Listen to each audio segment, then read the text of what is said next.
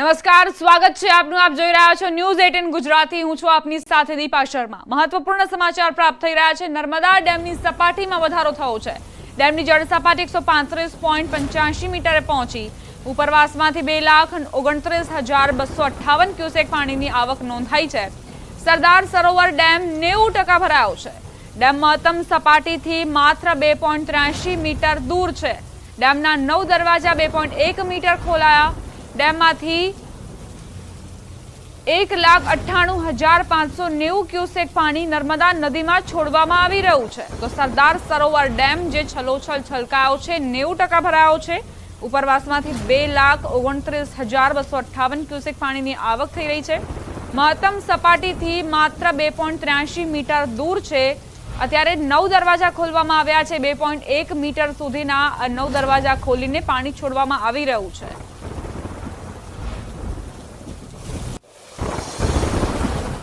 તાપીના ઉકાઈ ડેમમાં પાણીની આવકમાં વધારો થયો છે. ડેમમાં હાલ 82,263 ક્યુસેક પાણીની આવક સામે 82,263 ક્યુસેક પાણીની જ આવક થઈ રહી છે. ઉકાઈ ડેમનું રૂલ લેવલ જાળવી રાખવા ડેમમાંથી તાપી નદીમાં પાણી છોડાઈ રહ્યું છે. ડેમનું રૂલ લેવલ 335 ફૂટ છે, જ્યારે ડેમની ભયજનક સપાટી 345 ફૂટ છે. હાલ ઉકાઈ ડેમની જળ સપાટી 334.91 ફૂટે પહોંચી ગઈ છે. હાલ ઉકાઈ ડેમના 22 દરવાજા પૈકી 9 દરવાજા 4 ફૂટ સુધી ખોલીને 64,794 ક્યુસેક, જ્યારે 3 હાઇડ્રો મારફતે 18,169 ક્યુસેક અને કેનાલ મારફતે 600 ક્યુસેક પાણી છોડવામાં આવી રહ્યું છે. ડેમનું રૂલ લેવલ જાળવી રાખવા છેલ્લા 2 દિવસથી તાપી નદીમાં પાણી છોડાતા નીચાણવાળા વિસ્તારોને એલર્ટ કરાયા.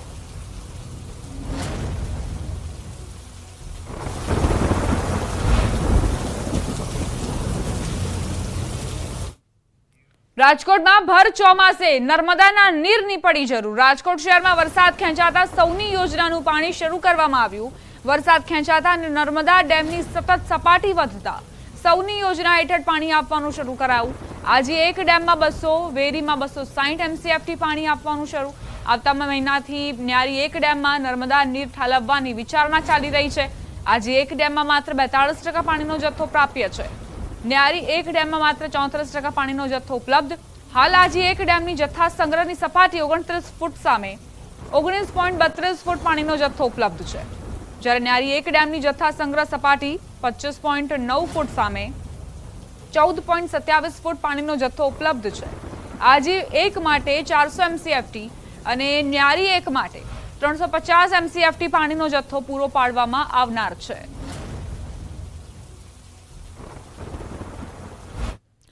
અમરેલી જિલ્લામાં ચોમાસામાં ઓછો વરસાદ નોંધાયો છે. તેના પગલે સાવરકુંડલાના ધારાસભ્યએ સૌની યોજના હેઠળ સૌરાષ્ટ્રના ડેમ ભરવા માટે રજૂઆત કરી છે. મહેશ કસવાલાએ મુખ્યમંત્રીને પત્ર લખી રજૂઆત કરી. તેમણે કહ્યું કે નર્મદામાં વધારાનું પાણી છોડવામાં આવી રહ્યું છે, તો આ પાણીથી સૌની યોજના હેઠળ સૌરાષ્ટ્રના ચેકડેમ, નદી નાળા ભરવામાં આવે, જેથી ચોમાસામાં જ્યાં ઓછો વરસાદ થયો છે ત્યાં પાણીની તંગી ન પડે તેમજ ખેડૂતોને મુશ્કેલી ન પડે તે માટે પત્ર લખી રજૂઆત કરાઈ છે.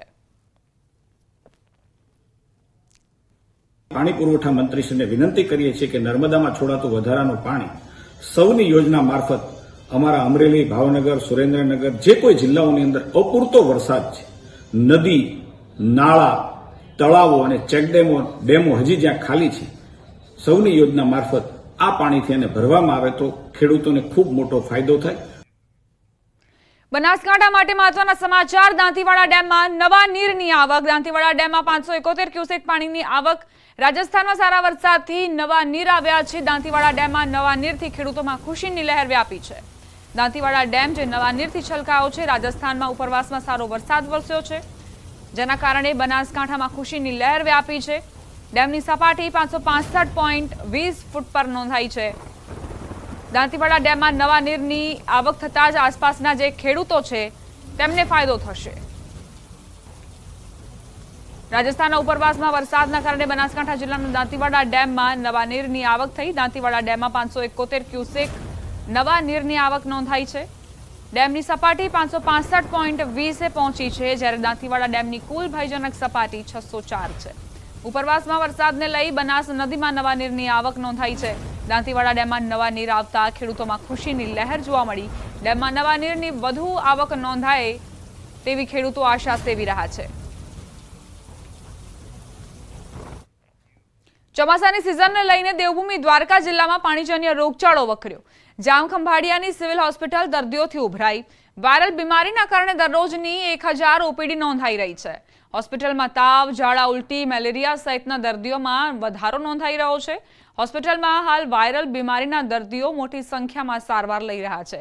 જામખંભાળિયા સિવિલ હોસ્પિટલના સુપ્રિન્ટેન્ડન્ટે લોકોને ખોરાકમાં ધ્યાન રાખવા જણાવ્યું. ઉપરાંત મકાનની આજુબાજુ ભરાતા પાણીનો નિકાલ કરવા જણાવ્યું. પહેલા કરતાં ઘણું બધું ઓછું છે.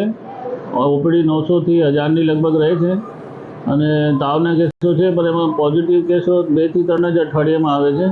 પેટના દુખાવાના કેસો છે અને ઉલટીના કેસો છે. એટલે લોકોને સાફ સફાઈ અને ચોખ્ખાઈ રાખવામાં અને બહુ અપીલ કરવામાં આવે છે. અમદાવાદીઓ હાલ ખૂબ જ સાચવજો, કારણ કે શહેરમાં હાલ રોગચાળાએ માથું ઊંચક્યું છે, જેને લઈ શહેરમાં ઝાડા ઉલટીના 358 કેસ, કમળાના 178 કેસ, ટાઇફોઇડના 304 કેસ, ચિકનગુનિયાના 19 કેસ તથા સાદા મેલેરિયાના 58 કેસ અને ઝેરી મેલેરિયાના 8 કેસ નોંધાયા છે, જેને લઈ શહેર આરોગ્ય તંત્ર પણ સતર્ક બન્યું છે અને વિવિધ સ્થળો પર ફોગિંગની અને દવા છંટકાવની કામગીરી પણ કરાઈ રહી છે. મ્યુનિસિપલ કોર્પોરેશનમાં હાલમાં ચોમાસાની સિઝનને ધ્યાનમાં લઈને જે મચ્છરજન્ય કેસીસ રિપોર્ટ થયા છે તેને અટકાવવા માટે અલગ અલગ કાર્યવાહી કરવામાં આવી રહી છે, જેમાં લાસ્ટ વીક દરમિયાન તમામ પ્રાઇવેટ, તમામ મ્યુનિસિપલ સ્કૂલનું ચેકિંગ, કન્સ્ટ્રક્શન સાઇટનું ચેકિંગ, તમામ કોમર્શિયલ બિલ્ડિંગનું ચેકિંગ હાથ ધરવામાં આવેલું છે. કોર્પોરેશનના 155303 નંબર ઉપર જે કોઈ ફોગિંગ રિલેટેડ કમ્પ્લેન આવે છે તે તમામને સોલ્વ કરવામાં આવે છે. ભરૂચ જિલ્લામાં જમીન સંપાદનોના યોગ્ય ભાવ આપવાની માંગ ઉઠી છે. ભાડભૂત બેરેજ ડાબા કાંઠાના સંરક્ષણ યોજનામાં સંપાદિત થતી જમીનોના યોગ્ય વળતરની માંગ કરાઈ. મોટી સંખ્યામાં મહિલાઓએ કલેક્ટરને આવેદનપત્ર આપી મૌખિક રજૂઆત કરી. જમીનોનું સંપાદન 2024માં કરવાનું હોવાથી 2011ની જંત્રી પ્રમાણેના ભાવ ન લેવાનું તેમણે જણાવ્યું. દરેક ગામોને યોગ્ય વળતર આપવાની તેમણે માંગ કરી. તંત્ર દ્વારા જે વળતર અપાય છે તે પૂરતું ન હોવાનું મહિલાઓએ જણાવ્યું. છેલ્લા 3 વર્ષથી જાહેરનામાની મુદત લંબાવવામાં આવી હોવાનો આક્ષેપ મહિલાઓએ કર્યો. વળતર કેટલું અપાશે તે પણ જણાવ્યું નથી. હસોદ અંકલેશ્વર રોડ પર તળિયા ગામમાં એક આહિરભાઈનું જમરૂખીનું ખેતર હતું. તે ખેતર 41,51,000ના 1 વીંગે વેચાણ થયું છે.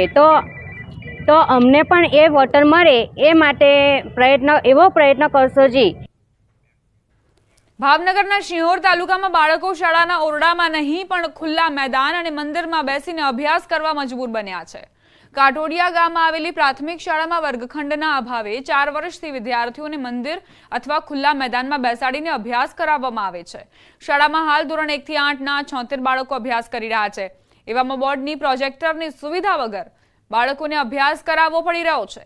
કોટડિયા પ્રાથમિક શાળા જર્જરિત થઈ જતા વર્ષ 2020માં તેને તોડી પાડવામાં આવી હતી, જેથી 2020થી શાળાને પ્રવેશ ઉત્સવ કાર્યક્રમમાંથી પણ બાકાત રાખવામાં આવી છે. કોઈ રાજકીય નેતાઓએ આ શાળાનું પગથિયું નથી ચડ્યા, ત્યારે વિદ્યાર્થીઓ, વાલીઓ, શિક્ષકો વહેલામાં વહેલી તકે શાળામાં પૂરતા ઓરડાઓ બનાવી આપવાની માંગ કરી રહ્યા છે. બાળકો અત્યારે શાળામાં 76 છે, બેસાડવામાં ખૂબ જ હાલાકી છે. એક રૂમ છે એ પણ થોડો જર્જરિત થઈ ગયો છે, એટલે બધા જ બાળકો છે ત્યાં અભ્યાસ કરી શકે નહીં. એટલે અમે અહીંયા શાળાની બાજુમાં આવેલું એક મંદિર પરિસર છે એની અંદર બેસાડી અને અભ્યાસ કાર્ય ચલાવીએ છીએ. એક વર્ગ મંદિરમાં, એક શાળામાં અને એક શાળાની ઓસરીમાં, અને ક્યારેક ઉપયોગ ફળિયાનો પણ કરીને અમે અમારું શિક્ષણ કાર્ય ચલાવીએ છીએ.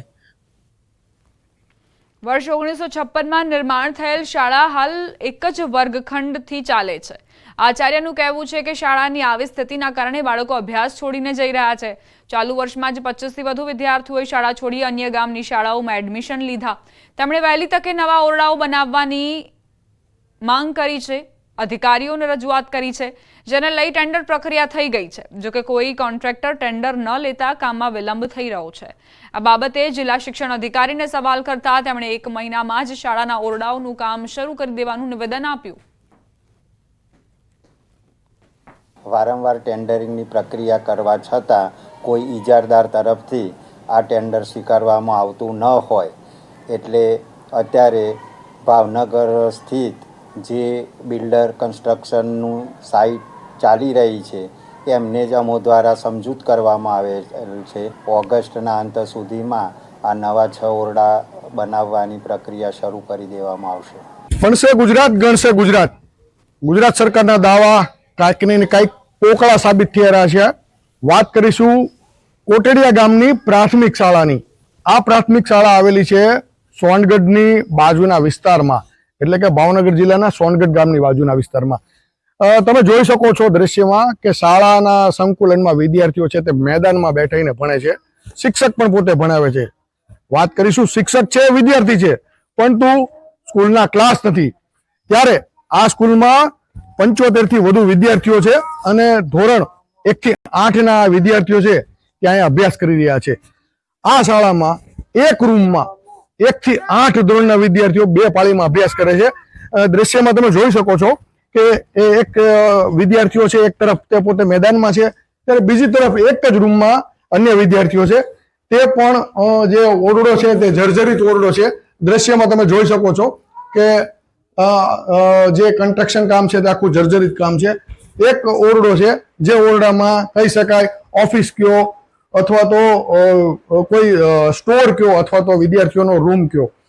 ઓવરઓલ વાત કરીએ તો અન્ય જે વિદ્યાર્થીઓ છે તે વિદ્યાર્થીઓને ભણવા માટે બાજુમાં આવેલું જે મંદિર છે, સંકુલન સિવાયનું જે બાજુનું જે મંદિર છે, જે તમને બતાવું છું સામે મંદિર છે ચામુંડા માતાજીનું અને ખોડિયાર માતાજીનું મંદિર છે, તેની બાજુના મંદિરમાં વિદ્યાર્થીઓને બેસાડવામાં આવે છે.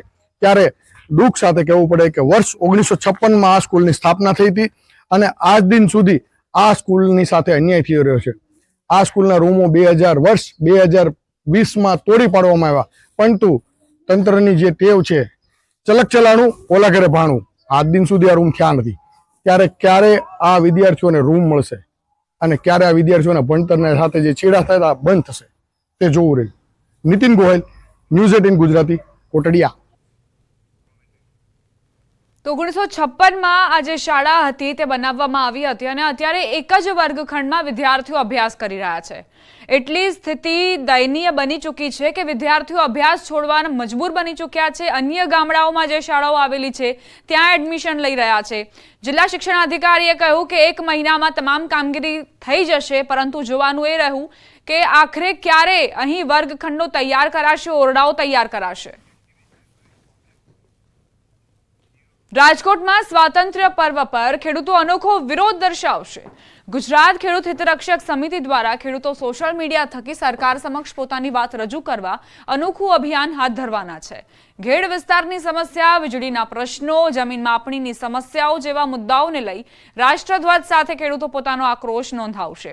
સોશિયલ મીડિયામાં રાષ્ટ્રધ્વજ સાથે પોતાનો ફોટો મૂકીને ખેડૂતો વિરોધ કરશે અને ઝડપી તેમની સમસ્યાનું નિરાકરણ આવે તેવી માંગ સરકાર સમક્ષ મૂકશે. સરકારની ખેડૂત પ્રત્યેની જે બેધારી નીતિઓના કારણે ખેડૂતો જ્યારે બદહાલ થયા છે, એ સંદર્ભે આવતી 15મી ઓગસ્ટ સ્વાતંત્ર્ય દિવસે અમે ગુજરાતભરના ખેડૂતો પોતપોતાના ખેતરેથી, પોતાના ઘેરથી તિરંગો ઝંડો હાથમાં રાખી તિરંગાના સન્માનમાં, તિરંગાની સાક્ષીએ અમે પોતાના જે પ્રશ્નો જે અત્યારે છે કે પાક વીમો, જમીન માપણી જેવા જે પ્રશ્નો, અનેક પ્રશ્નો છે તે સરકાર સમક્ષ રજૂ કરશું. એ પાક વીમામાં પ્રતિથી સાબિતી કરી હોવા છતાં પણ આજે ખેડૂતોને એ વીમા ચૂકવાયા નથી. બીજી સમસ્યા ખેડૂતોની છે એ જમીન માપણીની, અને વારંવાર સરકાર આ જમીન માપણીના મુદ્દાને આગળ ને આગળ ધપાવે છે. ખેડૂત સમાચાર સુરતથી. સુરત શહેર કોંગ્રેસ દ્વારા વિરોધ પ્રદર્શન યોજાયું. બાળકોને આપવામાં આવતી સરકારી શિષ્યવૃત્તિમાં ભેદભાવના આક્ષેપ મુકાયા. સુરતમાં ગુજરાત બહારના વિદ્યાર્થીઓને શિષ્યવૃત્તિ નહીં મળવાના નિર્ણયને કોંગ્રેસે વખોડ્યો. સરકાર દ્વારા શિષ્યવૃત્તિમાં અલગ નિયમો બનાવવામાં આવ્યાના આક્ષેપ મુકાયા. વિદ્યાર્થીઓને મળતી શિષ્યવૃત્તિને લઈને વાલીઓ દુવિધામાં મુકાયા છે.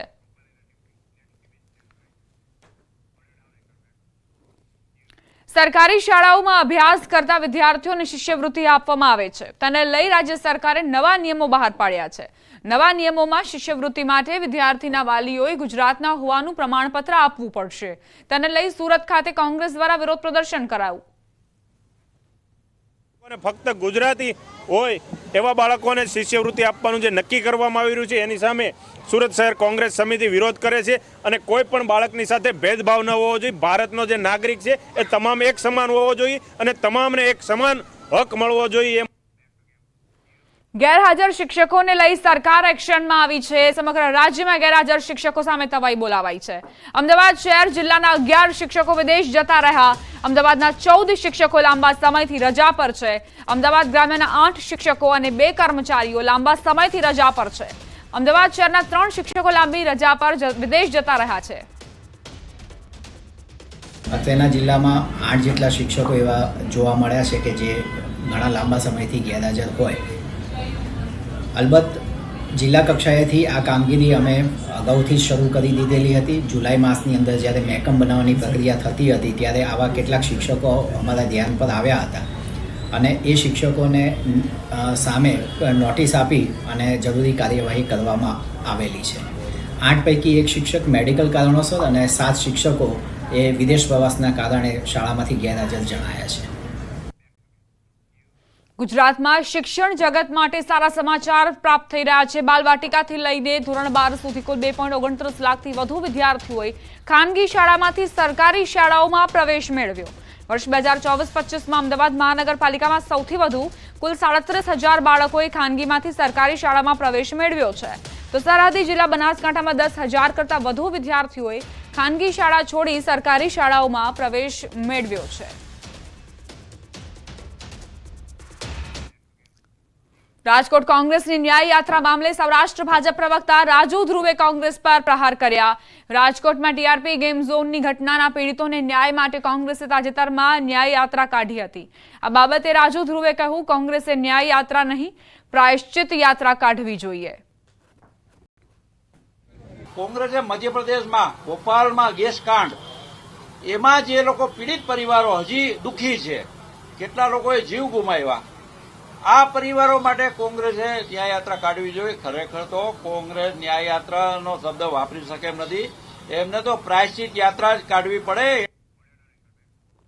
ઇટલીના રોમમાં અક્ષર પુરુષોત્તમ દર્શન અને આધ્યાત્મિક ઇકોલોજી વિષયક વિશિષ્ટ સત્રનું આયોજન થયું। 25મી વર્લ્ડ કોંગ્રેસ ઓફ ફિલોસોફીમાં સ્વામિનારાયણ અક્ષર પુરુષોત્તમ તત્વજ્ઞાનનું ઉષ્માભર્યું સ્વાગત કરવામાં આવ્યું। ભગવાન સ્વામિનારાયણના વૈદિક તત્વજ્ઞાનને અક્ષર પુરુષોત્તમ દર્શન તરીકે ઓળખવામાં આવે છે। બીએપીએસ સંસ્થાના વિદ્વાન મહોપાધ્યાય ભદ્રેશદાસ સ્વામીની અધ્યક્ષતામાં યુકે, યુએસએ અને ભારતના વિદ્વાનો દ્વારા અક્ષર પુરુષોત્તમ દર્શન અને આધ્યાત્મિક ઇકોલોજી વિષય વિશિષ્ટ સત્રનું આયોજન થયું। આ પરિષદનું આયોજન રોમની સેપિએન્ઝા યુનિવર્સિટીમાં કરવામાં આવ્યું હતું।